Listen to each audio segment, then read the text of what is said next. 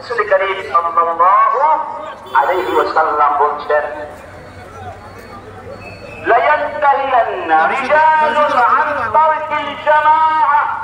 لا ينتهين رجال عن ترك الجماعة أو ليحرقن بيوتهم ثم جماعة সঙ্গে নামাজ পড়তে না আসো জামাতের তোমরা অভ্যাস করিয়ে না করো তাহলে আমি তোমাদের বাড়ি হওয়ার আগুন থেকে অবশ্যই জ্বালিয়ে দেবো কিন্তু বুঝতে পেরেছেন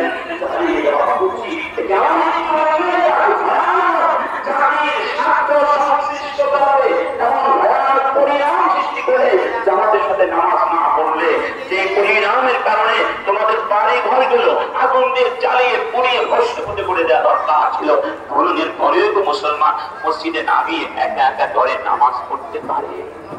কি বলেন পারে কি বলেন পারে এই জন্য ইবনে মাসউদ বলেছিলেন মান সাওয়াহু আইয়াল্লাহু ওয়াজান মুসলিমা ফাতিকি মুহাফিজ আলা হাউলাই সালাওয়াতি আইয়ুনাদা বিহিন্না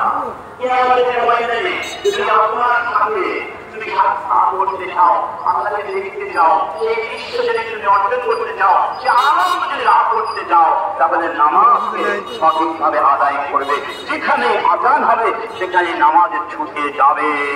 ওয়া ইন্নাল্লাহ ক্বাদ শারা'a লিনাবিয়িকুম সুনানাল হুদা ওয়া ইন্নাহুন্না মিন সুনানিল হুদা ওয়া লাউ annakum sallaytum fi buyutikum kalladhi yusalli fi baytihi أو كالمتحدث الذي يصلي في بيته لتركتم سنة نبيكم ولو تركتم سنة نبيكم لضللتم আরবি মনে হয় সবাই বুঝে গেছেন রাসূল করিম ইবনে মাসউদ বলছেন এই নামাজ এমন একটি জিনিস যা আল্লাহ তোমাদের নবীর উপরে সুনানুল হুদা নাযিল করেছেন নির্ধারণ করেছেন প্রণয়ন করেছেন নামাজ এই সুনানুল হুদার অন্যতম একটি আমল যদি তোমরা